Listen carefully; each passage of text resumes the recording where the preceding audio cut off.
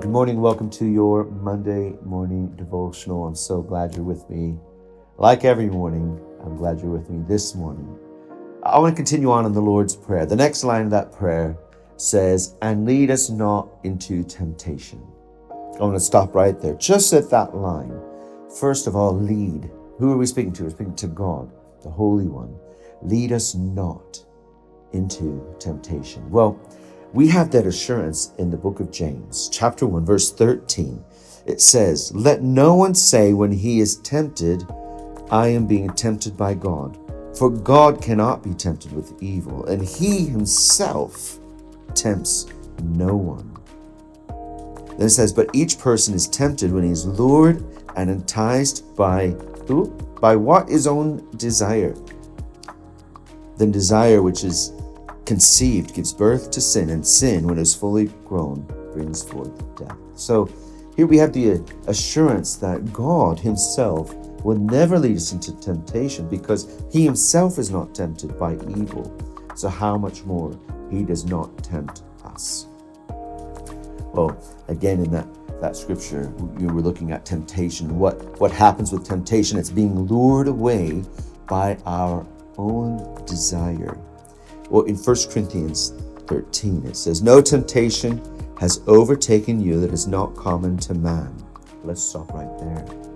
The concept that you're being tempted in one particular area of your life into sin, you're not the only one. There are billions of people on this earth, and there's been billions of people on the earth for centuries. And God is wanting it to be very clear to us that temptation is something that we all struggle with, we all face, but he does not lead us there.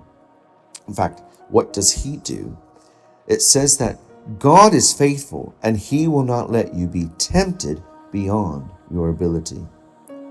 But with temptation, he will also provide a way of escape, that you may be able to endure it.